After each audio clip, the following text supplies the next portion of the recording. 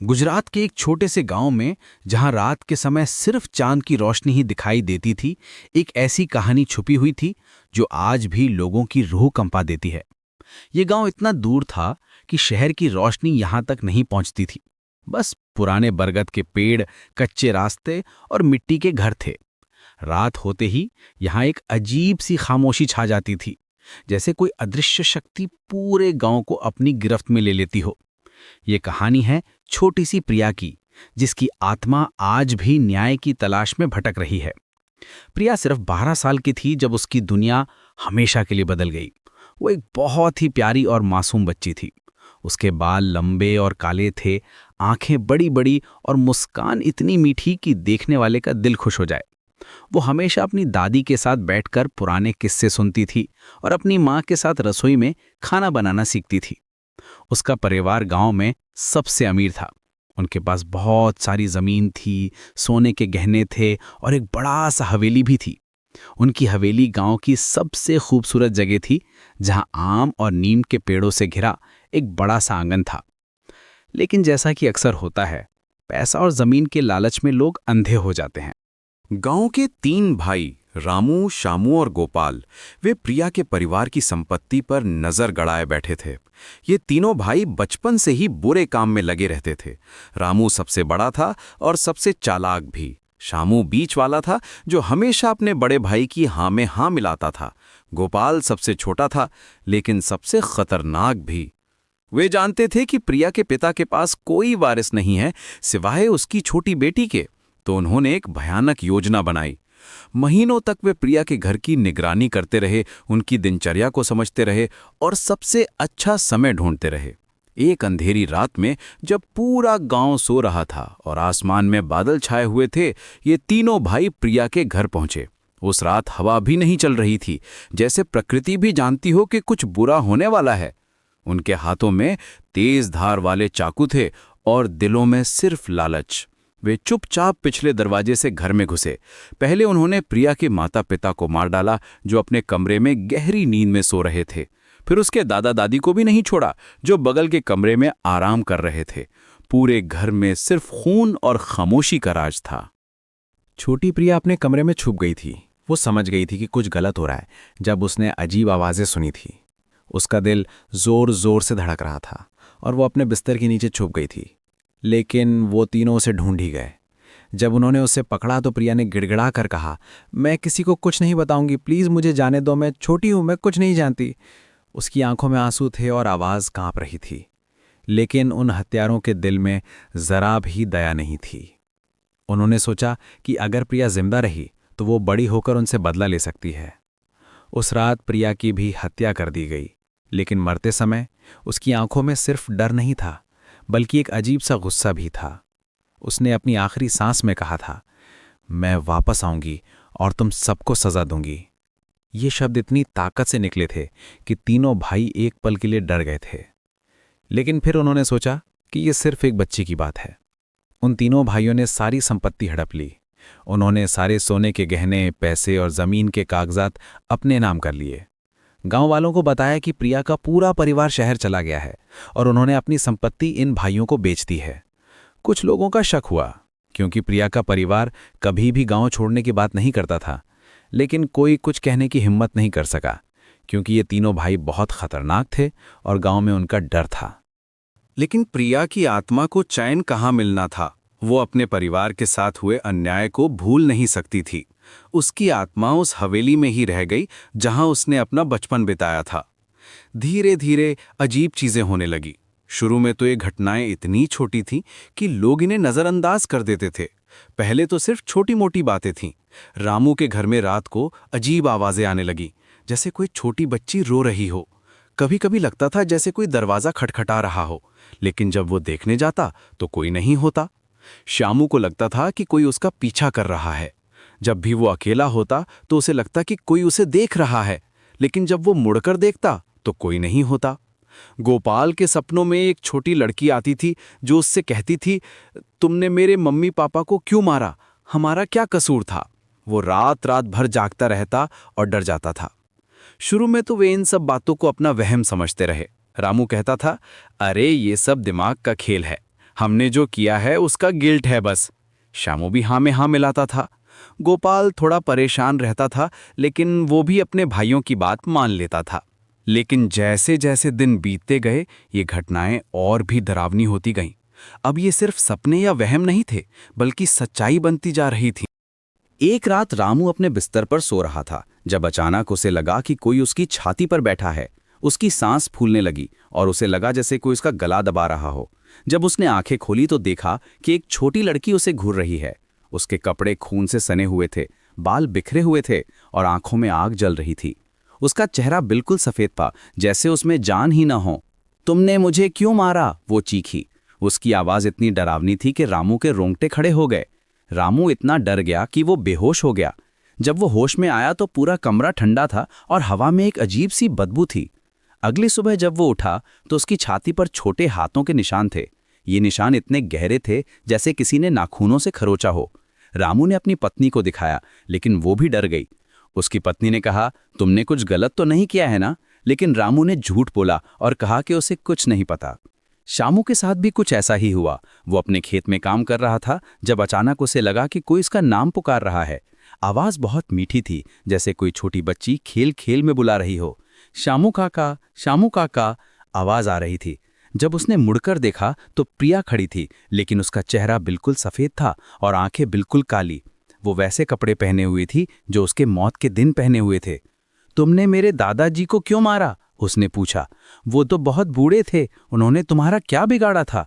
शामू इतना डर गया कि वो भागने लगा, लेकिन जहां भी जाता प्रिया वहीं दिखाई देती। पेड़ के पीछे, खेत के बीच में, यहां तक कि उसके घर के सामने भी। गोपाल की हालत सबसे बुरी थी। उसे हर रात सपने में प्रिया का पूरा परिवार दिखाई देता था। वे सब उससे पूछते थे, हमारा क्या कसूर था? हमने तुम्हारा क्या बिगाड़ा था? हमने तो कभी किसी का बुरा नहीं चाहा था। प्रिया के पिता कहते थे, गोपाल, मैंने तो तुम्हें बचपन में कितनी बार खाना खिलाया था। तुम्हारी माँ बीमार थी तो मैंने दवा के पैसे भी दिए थे। प्रिया की दादी कहती थी, बेटा, मैंने तो तुम्हें अपने पोते की तरह प्यार किया था, फिर तुमने ऐसा क्यों किया? गोपाल की नींद उड़ गई थी और वो दिन रात परेशान रहने लगा। उसका वजन कम होने लगा और आंखों के नीचे काले धब्बे पड़ गए। लेकिन ये तो सिर्फ शुरुआत थी। प्रिया का गुस्सा बढ़ता ही जा रहा था। वो सिर्फ डराना नहीं चाहती थी, बल्कि असली सजा देना चाहती थी। एक दिन रामू अपनी नई गाय को दूध दे रहा था। ये गाय बहुत शांत और सीधी थी, कभी किसी को परेशान नहीं करती थी। लेकिन अचानक गाय पागल हो गई और उसे सींग मार दिया। गाय की आंखें लाल हो गई थीं और वो ऐसे चिल्ला रही थी जैसे उसमें कोई और आत्मा घुस गई हो। रामू को इतनी जोर से सींग लगा कि वो दूर जाकर गिरा।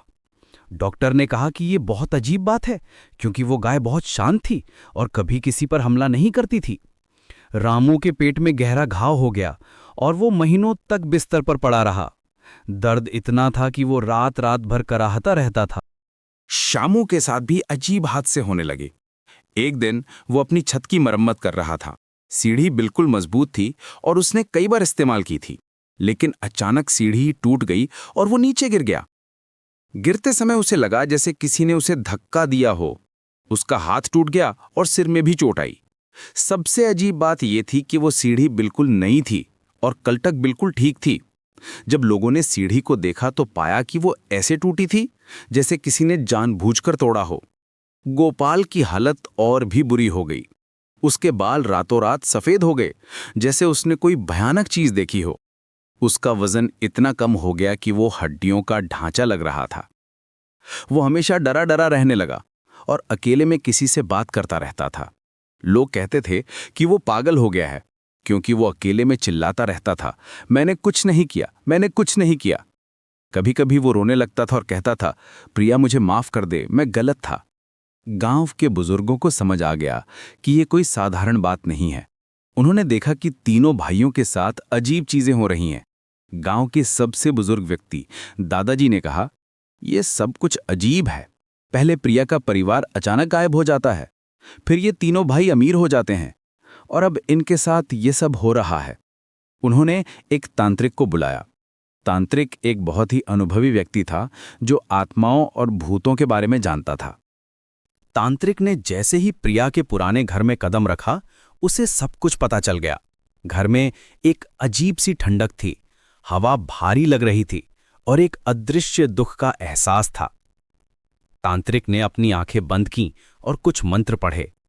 अचानक उसे सब कुछ दिखाई देने लगा। कैसे उस रात प्रिया के परिवार की हत्या हुई थी, कैसे छोटी प्रिया ने गिड़गिड़ाया था और कैसे उसने मरते समय बदले की कसम खाई थी। यहां एक मासूम बच्ची की आत्मा भटक रही है, उसे न्याय चाहिए। उसका पूरा परिवार निर्दोष था और उनकी बहुत बुरी तरह से हत्या की गई है। जब तक उसके हत्यारों को सजा नहीं मिलेगी, तब तक उसकी आत्मा को शांति नहीं मिलेगी। ये आत्मा बहुत शक्तिशाली है, क्योंकि इसके साथ बहुत बड़ा अन्याय हुआ है। लेकिन उन तीनों भाइयों ने तांत्रिक की बात नहीं मानी। रामू ने कहा, यह सब बकवास है, कोई भूत वूत नहीं होता। शामू भी अपने भाई का साथ दिया। गोपाल थोड़ा डर रहा था, लेकिन उसने भी अपने भाइयों की बात मानी। वे अभी भी अपने किए को छुपाने की कोशिश कर रहे थे और सोच रहे थे कि ये सब कुछ दिन में ठीक हो जाएगा। तब प्रिया ने अपना असली रूप दिखाया। अब वो सिर्फ डराना नहीं चाहती थी, बल्कि वो चाहती थी कि उसके हत्यारों को वैसी ही पीड़ा हो जैसी उसके परिवार को हुई थी। एक रात जब पूरा गांव सो रहा था और आसमान में तूफान के बादल छाए हुए थे, प्रिया रामू के घर गई। इस बार वो सिर्फ डराने नहीं आई थी, उसने रामू को जगाया। रामू की आंखें खुली तो देखा कि प्रिया उसके बिस्तर के पास खड़ी है, लेकिन अब उसका रूप बिल्कुल अलग था। उसकी आंखों में आग थी, चेहरा गुस्से से लाल था और उसके हाथ में वही चाकू था जिससे उसे मारा गया था। अब तुम्हारी बारी है प्रिया, प्रिया ने कहा। उसकी आवाज में कोई मासूमियत नहीं थी, बल्कि एक भयानक गुस्सा था। तुमने मेरे परिवार के साथ जो किया है, अब वैसा ही तुम्हारे साथ होगा। रामू ने देखा कि चाकू खून से सना हुआ है। नहीं, प्लीज मुझे माफ कर दो, रामू ने गिड़गिड़ाया। मैं सब कुछ स्वीकार कर लूंगा, मैं पुलिस के पास जाऊंगा और सब कुछ बता दूंगा। उसकी आवाज कांप रही थी और आंसू आ रहे थे। अब बहुत देर हो गई है प्रिया, प्रिया ने कहा। उसकी आवाज में कोई दया नहीं थी। तुमने मुझसे भी यही कहा था ना कि अब बहुत देर हो गई है। तुमने मेरी गिड़गिड़ाहट नहीं सुनी थी, अब मैं तुम्हारी नहीं सुनूंगी। अगली सुबह रामू मरा हुआ मिला। उसके चेहरे पर इतना डर था कि देखने वाले भी डर जाते थे। उसकी आंखें फटी हुई थीं, जैसे उसने कोई बहुत ही भयानक चीज देखी हो। डॉक्टर ने कहा कि वो दिल का दौरा पड़ने से मरा है, लेकिन गांव वाले जानते थे कि ये प्रिया का बदला है। सबसे अजीब बात ये थी कि उसके कमरे में खून की बूंदें मिली थीं, लेकिन रामू के शरीर पर कोई घाव नहीं था। श्यामू और गोपाल और भी डर गए। अब उन्हें एहसास हो गया था कि प्रिया वाकई वापस आ गई है और वो उनसे बदला ले रही है। वे गांव छोड़कर भागने की सोचने लगे, लेकिन प्रिया ने उन्हें जाने नहीं दिया। जब भी वे गांव से बाहर निकलने की कोशिश करते, तो रास्ते में कोई ना कोई अड़चन आ जाती। जब शामू अपना सामान पैक कर रहा था और रात के समय चुपचाप भागने की सोच रहा था, तो अचानक उसके कमरे में आग लग गई। आग इतनी तेज थी कि पूरा कमरा कुछ ही मिनटों में जल गया। वो किसी तरह बाहर निकला, लेकिन उसका पूरा घर जल गया।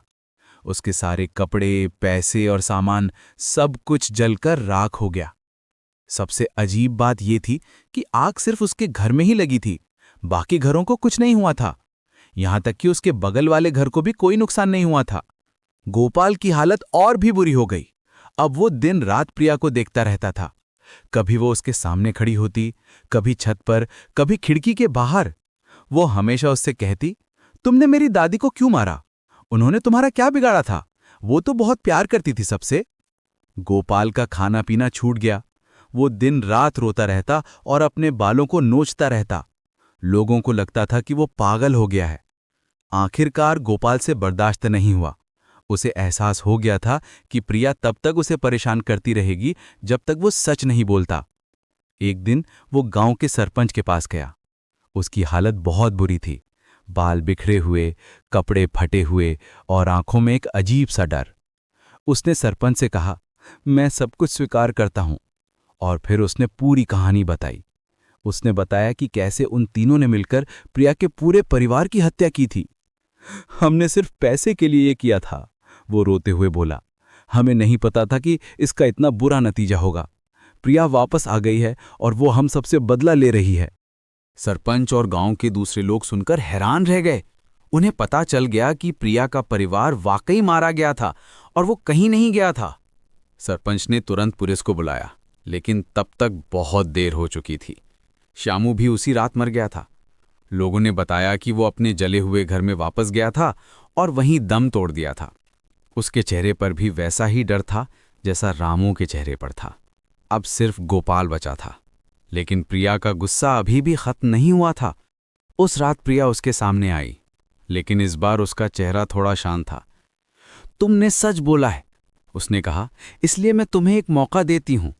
अगर तुम सच में पछता रहे हो तो मेरे परिवार के लिए एक मंदिर बनवाओ और हर साल उनकी पुण्यतिथि पर भंडारा करवाओ। अगर तुम ऐसा करोगे तो मैं तुम्हें माफ कर दूंगी। गोपाल ने तुरंत हाँ कर दी। उसने कहा, मैं जो भी कहोगी वो करूंगा, बस मुझे माफ कर दो। गोपाल ने वैसा ही किया। उसने अपनी सारी संपत्ति बेचकर प्रिया के परिवार के नाम पर एक छोटा सा मंदिर बनवाया। मंदिर में प्रिया और उसके परिवार की तस्वीरें लगवाईं। हर साल वो उनकी याद में भंडारा करवाता था और गरीबों को खाना खिलाता था। वो हमेशा लोगों से कहता था, ये मंदिर उन मासूम लोगों की याद में है जिनके साथ बहुत बड़ा अन्याय हुआ था। धीरे धीरे प्रिया की आत्मा को शांति मिली। अब वो गोपाल को परेशान नहीं करती थी, लेकिन कभी कभी लोग उसे मंदिर के पास खेलते हुए देखते थे। अब वो खुश लग रही थी, जैसे उसे न्याय मिल गया हो। उसका चेहरा फिर से मासूम हो गया था और आंखों में वो पुराना प्यार था। गोपाल बाकी जिंदगी उसी मंदिर की देखभाल करता रहा।